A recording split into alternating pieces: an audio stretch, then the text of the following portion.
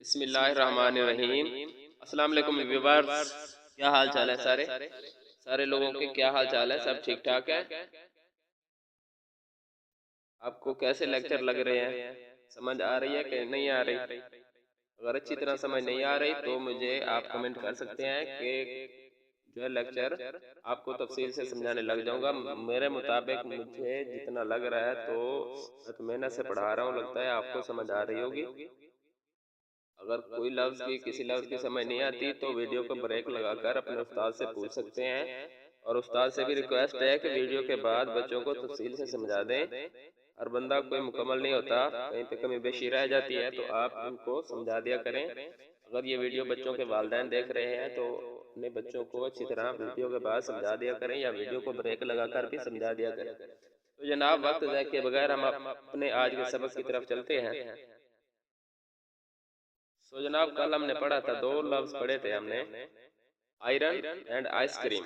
तो आयरन कैसे बना? आई आई की आवाज देगा, आर रे की आवाज देगा, ओ जबर की आवाज देगा, और एन नून की आवाज देगा। आयरन, ये हमने पढ़ा था कल। कल वाला लेक्चर मैं रिपीट करता होता हूँ ताकि जो बच्चा किसी वजह से लेक्चर मिस कर देता है या फिर किसी बच्चे को सबक अधूरा याद होता है तो वो दोबारा अच्छी तरह ज़हन नशीन हो जाता है। आयरन, आयरन का मतलब होता है स्त्री, और स्त्री करना भी आयरन होता है। लोहे को भी आयरन कहते हैं और स्त्री को भी आयरन ही कहते हैं। आ गया दूसरा लफ्ज हमारे पास, आइसक्रीम। मुंह में पानी तो नहीं आ गया? आइसक्रीम तो जी, I C E, ice, C R E A M, ice cream. इसको भी याद करने के वही तरीका, पहले तीन को अलग कर लो फिर दो को अलग कर लो। तो सी आर ई ए एम, ठीक है, आइसक्रीम। आई आई की आवाज देगा, सी ई सीन की आवाज देगा। ई यहाँ पे साइलेंट है क्योंकि आखिर में है, तो सी काफ की आवाज देगा, आर रे की आवाज देगा, और पहला ई जो है ये जेर की आवाज देगा, और ई ए दोनों मिलकर छोटी की आवाज देंगे, और एम मीम की आवाज देगा। ठीक है, तो ये बन जाएगा जोड़, इस तरह इसका जोड़ बन जाएगा अलमदा हमसे छोटी हुई आई, सीन मौकूफ आइस, और काफ ज़बर का रेजेर ये री मीम मौकूफ रीम करीम, आइस करीम। आइसक्रीम का मतलब होता है कुल्फी भी कह सकते हैं इसे, आइसक्रीम भी कह सकते हैं, या जमी हुई मलाई भी कह सकते हैं। तो ये तो था कल का सबक, और हमने जीन्स भी पढ़ लिया था पिछले लेक्चरों में। तो जीन्स पढ़ लिया था। आज का सबक है हमारे पास थोड़ा कुछ इस तरह से, थोड़ा जूम इन कर लो ताकि आपको आसानी से समझ आए। आज हमारे पास सबक है J U double G L E R, J U double G L E R. तो जे जीम की आवाज देता है, यहाँ पे यू जबर की आवाज दे रहा है, और डबल जी गाफ की आवाज दे रहा है, एल लाम की आवाज दे रहा है, और ई जो है यहाँ पे जबर की आवाज दे रहा है, और आर रे की। ठीक है, तो ये लफ्ज बन जाएगा जीम जबर गाफ जग, लाम जबर लर, जगलर। ठीक है, जीम जबर गाफ जग, लाम जबर लर, जगलर। जगलर का मतलब होता है मदारी, बाजीगर, जादूगर भी इसे कह सकते हैं हमारी जबान में। जादू तो और होता है वैसे, ये मदारी कह सकते हैं इसे। जादू तो बच्चों को समझाने के लिए तो कह सकते हैं, वरना ये जादू नहीं होता, ये मदारी होता है। ठीक है, शोबदाबाज भी से उर्दू में कहते हैं। तो ये जगलर यानी मदारी। आगे चलते हैं हम। तो ये देखें, जगलर इधर भी वही सारा कुछ है कि जीम, जे जीम की आवाज देगा, यू जबर की, और जी गाफ की। तो ये बन जाएगा जीम जबर गाफ जग। जग का मतलब होता है जग। तो ये जग और जगलर दोनों की तस्वीर देख लें और लेक्चर भी नोट कर लें।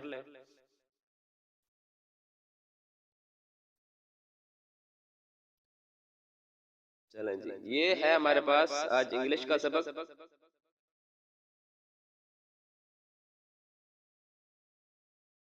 आसान सा है, उम्मीद है आपको कल आसानी से याद हो जाएगा।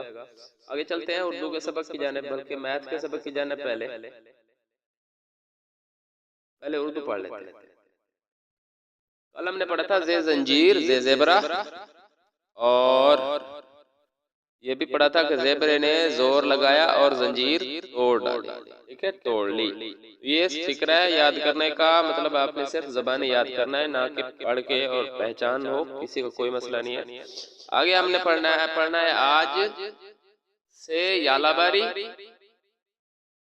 इसे से सालाबारी नहीं कह सकते क्योंकि याला ये से जो है ये की आवाज दे रहा है, इसका बजाते खुद कोई नाम नहीं है, ठीक है। कभी ये की आवाज देता है, कभी जे की आवाज देता है, कभी कुछ आवाज देता है, तो ये से पढ़ने में से है, इसकी आवाज से नहीं निकलती, तो से यालाबारी। आगे इसका नीचा फिक्रा है हमारे पास, ये जानवर है, एक ज़ेबरा है, दूसरा रीछ है, दोनों असदे को देखकर डर गए। दोनों तस्वीर में सारा कुछ नजर आ रहा है कि दोनों असदे को देखकर, अजदहे को, ये अजदा होता है बहुत बड़ा सा सांप जो जानवरों को भी खा सकता है, अगर खाने पे आए तो इंसानों को भी खा सकता है। ये अजदहे को बड़ा सांप कहते हैं, ठीक है। तो आगे है हमारे पास रे डे जे की पहचान, रे डे जे और से। ये अपने टीचर से पूछें जो मौजूद है आपकी क्लास में, रे डे जे और से। तो रे खाली होता है डे के ऊपर तो एक निशानी होती है, जे जो है एक नुक्ते वाला होता है, से 3 नुक्तों वाला होता है। बस इतना सबक उर्दू का काफी है मेरे ख्याल से, फिर मुश्किल हो जाता है एक बच्चे के लिए। और आगे हमने पढ़ना है थोड़ा सा मैथ, ये थोड़ा मुश्किल होती जा रही है, मैथ मुश्किल से मुश्किल होती जा रही है, टेंशन नहीं लेनी, ऐसी बहुत सी मुश्किलें आएंगी।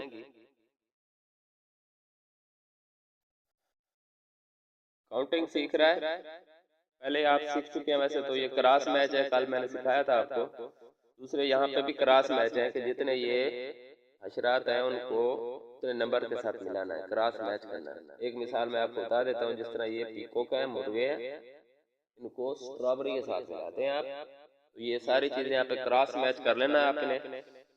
ये गिन कर दोनों बराबर हो उनको लाइन लगाकर क्रॉस कर देना है। तो ये सारे, ये भी क्रॉस मैच है, ये काउंटिंग 1 सिखा रहा है कि किस तरह बनता है, सबको आता है। ये सारी चीजें आसान है। आगे चलते हैं हम, आगे यहाँ पे जो इम्पोर्टेंट चीज है वो आ गया कुछ कॉन्सेप्ट ऑफ जीरो भी पहले आपने सीखा था पिछले लेक्चर में मेरे ख्याल से।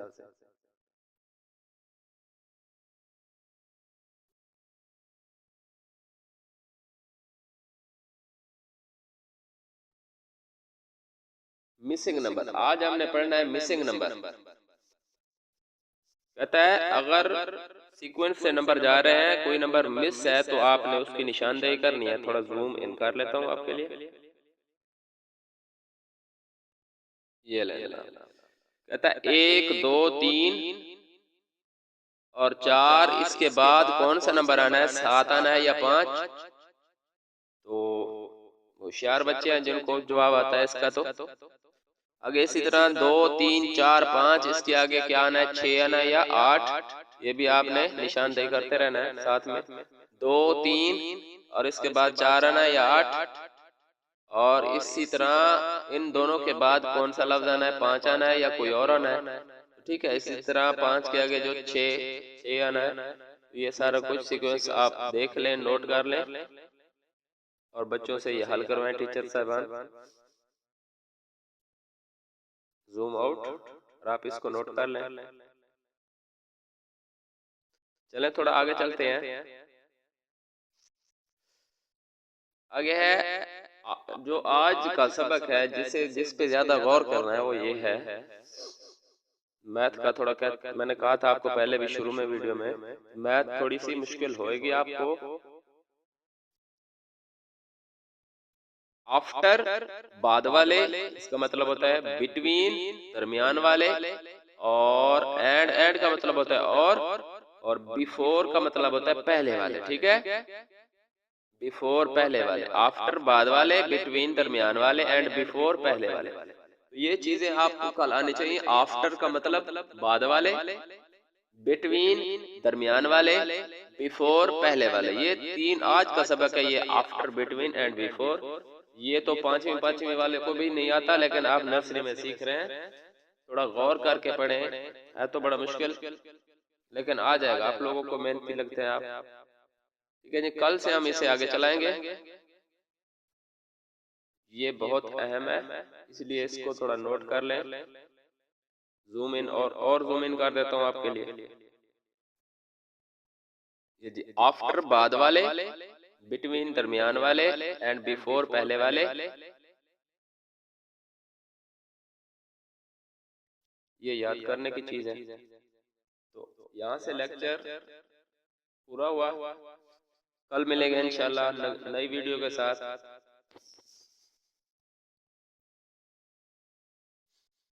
सो बेस्ट ऑफ लक, खुदा हाफिज।